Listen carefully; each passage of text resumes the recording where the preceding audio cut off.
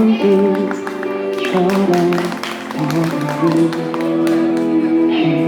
밤에 부러운 바람 그의 숨결 빈 것만 같아 괴로웠다.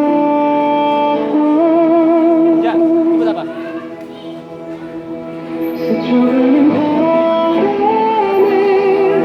내게 떨어지는 어떤 예쁜 그대 닮아 이리 쓸쓸한가. 가래된 상처보다 더 깊게 하려던 그대 새긴 가슴.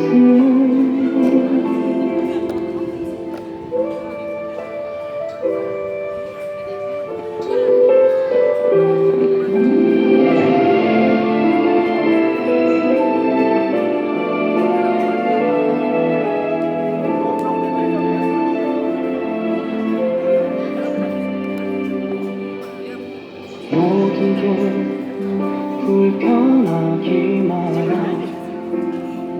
잊고 싶던 기억들 너무 멀어 참 선명하게 빛이 나도 너와 함께 보는 나날을 가는 바람에 내게 떨어지는 어떤 예쁜 그대 닮아 이리 쓸쓸한가. 가래된 상처보다 더 깊게 하려고 그대 새긴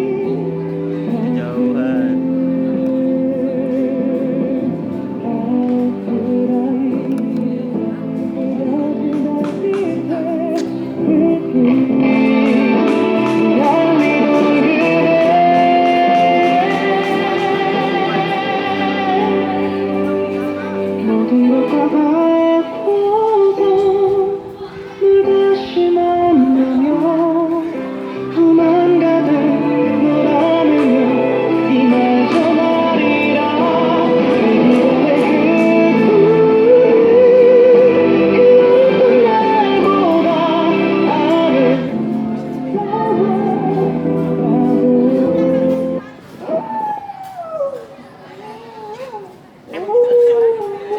날보다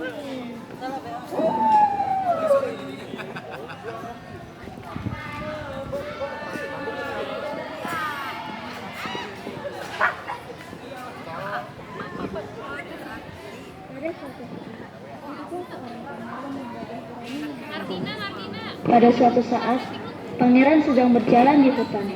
Ia bertemu dengan seorang nenek tua.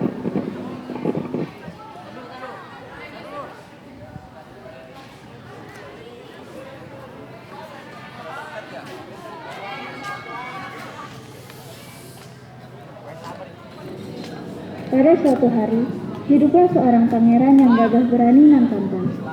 Pada suatu saat, pangeran sedang berjalan di hutan. Ia bertemu dengan seorang nenek tua. Tuan, bisakah aku meminta sedikit makanan? Ah, siapa kau? Berani-beraninya kau meminta makanan kepadaku. Dan kenapa kau menginjak wilayahku? Aku hanya meminta sedikit makanan. Mengapa kau sombong? Terserahku, wilayah ini adalah milikku.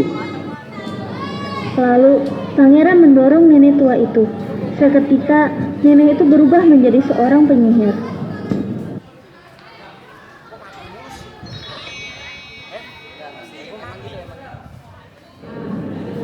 Siapa kau? Beraninya kau seperti itu kepada seorang nenek tua. Dasar manusia sombong. Hidupmu tidak akan berjalan dengan baik karena aku akan mengutukmu menjadi seorang buruk rupa dan dilupakan oleh seluruh warga desa. Hahaha, beraninya dia bicara seperti itu kepadaku. Aku tidak main-main dengan ucapanku. Maaf saja, itu akan terjadi. Aku akan memberikanmu setangkai mawar untuk waktu semasa hidupmu. Jika kau belum menemukan cinta sejati, sebelum kelopak terakhir itu terjatuh, kau akan selama-lamanya menjadi buruk rupa. Setelah pangeran menapakkan kakinya di kastil, Semuanya berubah. Sang pangeran berubah wujud menjadi apa yang dikatakan oleh sang penyihir tadi.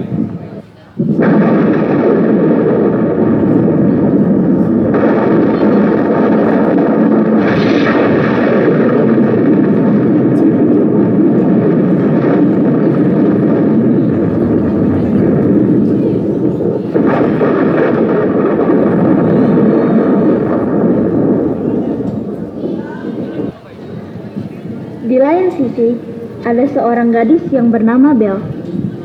Dia hidup di sebuah desa bersama ayahnya. Belle adalah gadis yang cantik dan baik hati. Dia juga rajin bekerja keras. Dia selalu membantu ayahnya bekerja. Hai Bel, kenapa kau bersemangat sekali? Apa yang kau lakukan? Aku hanya berjalan-jalan karena hari ini menurutku hari yang menyenangkan. Bolehkah aku menemanimu kau berjalan-jalan?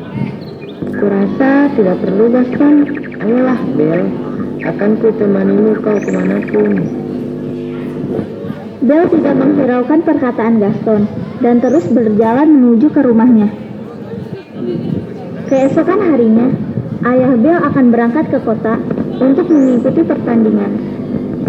Bel, ayah akan pergi. Apa yang kau inginkan saat ayah kembali? Aku tidak ingin apapun, aku hanya ingin kau kembali dengan selamat. Ya sudah, ayah pergi dulu. Jaga dirimu baik-baik, ayah.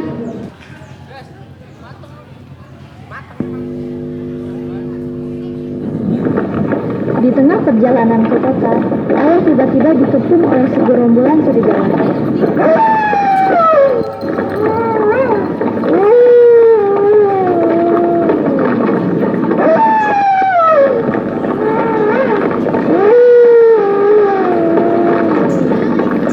Karena ayah panik, ia berlari tak tentu arah dan sampailah ke sebuah kastil tak terawat. Ayah memasuki kastil itu yang gelap. Sang ayah memasuki ruang demi ruang dan menemukan sebuah lilin. Dan tiba-tiba saja lilin itu hidup dan bergerak-gerak sendiri. Di situ juga ada sebuah jam tua. Dia mengambil mawar itu dari sebuah ruangan. Jangan kau ambil bunga mawar itu. Biarkan saja. Lalu bis pun muncul. Siapa kamu? Beraninya memasuki ruanganku tanpa izin dan mengambil mawar itu. Maaf, saya hanya menumpang untuk berteduh di sini dan saya menginginkan mawar ini untuk diberikan kepada anak saya. Benarkah? Bawa anakmu ke sini. Jika kau tidak ingin nyawamu menghilang. Iya, tapi izinkan saya pulang dulu. Saya akan kembali dengan anak saya. Bis hanya menatapnya dengan tatapan tajam. Belle begitu khawatir dengan sang ayah, dan pada akhirnya ia memutuskan untuk pergi mencari sang ayah. Saat Belle dalam perjalanannya dengan tak tentu arah, Belle menemukan kuda sang ayah dan jejak kakinya. Lalu Belle pun bergegas cepat untuk mengikuti arah jejak kaki tersebut. Setelah mengikuti jejak kaki sang ayah, Belle menapakkan kakinya ke kastil yang gelap dan menyeramkan. Karena keberaniannya, akhirnya Belle memasuki kastil itu dengan harap cemas kepada sang ayah. Ada seorang gadis, Ibu. Diamlah. Wah, benar ada seorang gadis di sini. Hentikan gadis itu dan suruh ia pergi. Nanti kalau Tuan lihat, Tuan akan marah. Tenang saja, Jam. Mungkin gadis itu yang akan menyelamatkan kita semua dari kutukan ini. Aku akan mendekati gadis itu. Hai Nona, ada apa kau datang kemari? Belle sangat terkejut akan kedatangan Lilin. Siapa kau? Apakah penghuni di sini? Tidak perlu takut denganku. Tiba-tiba saja, bis muncul dan memarah-marahi Belle.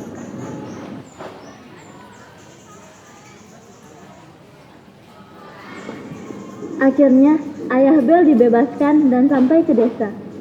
Setelah sampai di desa, sang ayah menceritakan semuanya kepada penduduk desa. Penduduk desa tak percaya perkataan sang ayah dan menyebutnya sudah gila. Belle harus tinggal di istana Dia merasa takut, kesepian dan sedih. Dia mencoba melarikan diri, tapi dihentikan oleh si bis.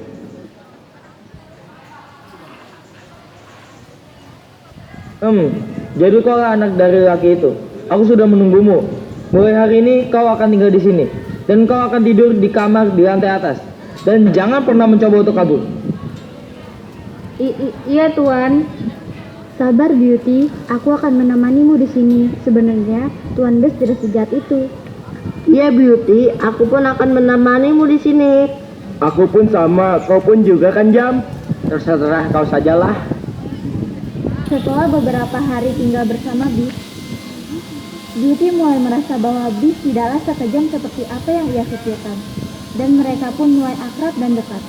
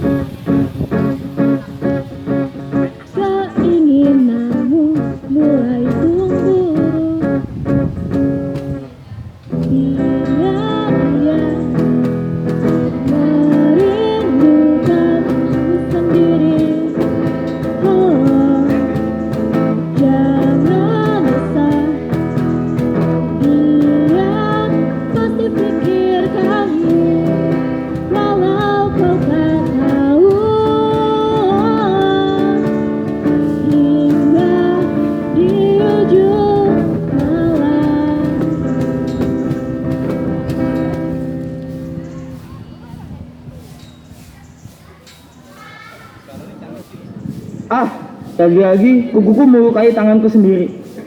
Bis, kau terluka, biarkan aku mengobatinya. Terima kasih Beauty. Beauty, apa yang kau senang? Aku senang dengan bunga mawar. Tunggu sebentar.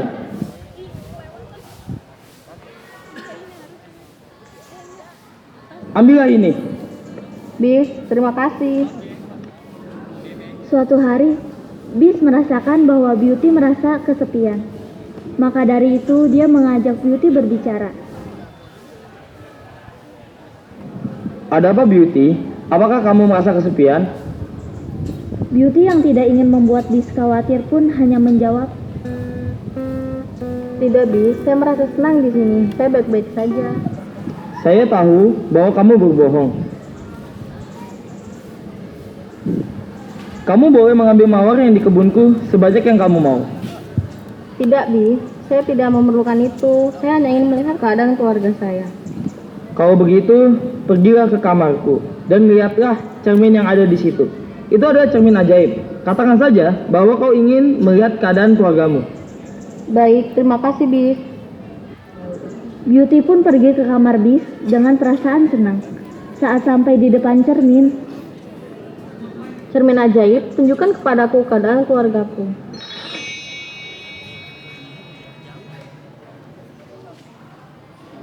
Akan tetapi, betapa kagetnya Beauty saat melihat ayahnya berbaring sakit di atas ranjang. Lalu Beauty pun segera meminta izin kepada Bis agar diperbolehkan mengunjungi ayahnya yang sedang sakit. Bis, ayahku sedang sakit, bolehkah aku mengunjunginya? Ayahmu sedang sakit. Kalau begitu, pergilah saja. Aku tidak akan melarangmu. Benarkah Bis? Terima kasih Bis, bolehkah saya meminta beberapa bunga mawarmu? Oh, tentu. Silakan ambil sebanyak yang kamu mau.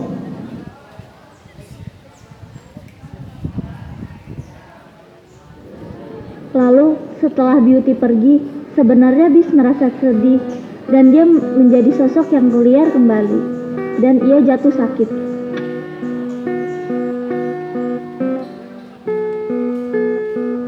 Ayah, apa yang terjadi? Apakah ayah baik-baik saja? Ayah baik-baik saja. Akan tetapi ayah hanya khawatir kepadamu. Apakah kamu baik-baik saja? Aku baik-baik saja ya. Dia telah memperbolehkanku pulang. Oh, baguslah. Setelah seminggu tinggal bersama ayahnya, Beauty ingin kembali ke kastil karena merasa tidak enak kepada semua kebaikan Bis, tetapi dicegah oleh Gaston. Mau kemana kau, Bel? Aku ingin kembali ke kastil untuk menemui Bis. Kau tidak boleh kembali ke sana. Kenapa aku tak boleh ke sana? Kau tidak punya hak untuk melarangku pergi. Dia itu monster. Dia bisa saja melukaimu. Dia tidak akan melukaiku. Kalau kau menemui si monster itu, aku akan mendatanginya dan membunuhnya.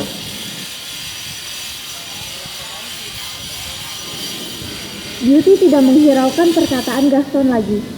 Ia langsung pergi ke kastil untuk menemui Bis. Setelah Beauty sampai kastil, ia bergegas menemui Bis. Ternyata Bis sedang jatuh sakit. Bis, apakah aku baik-baik saja? Sepertinya aku sedang sakit. Aku baik-baik saja.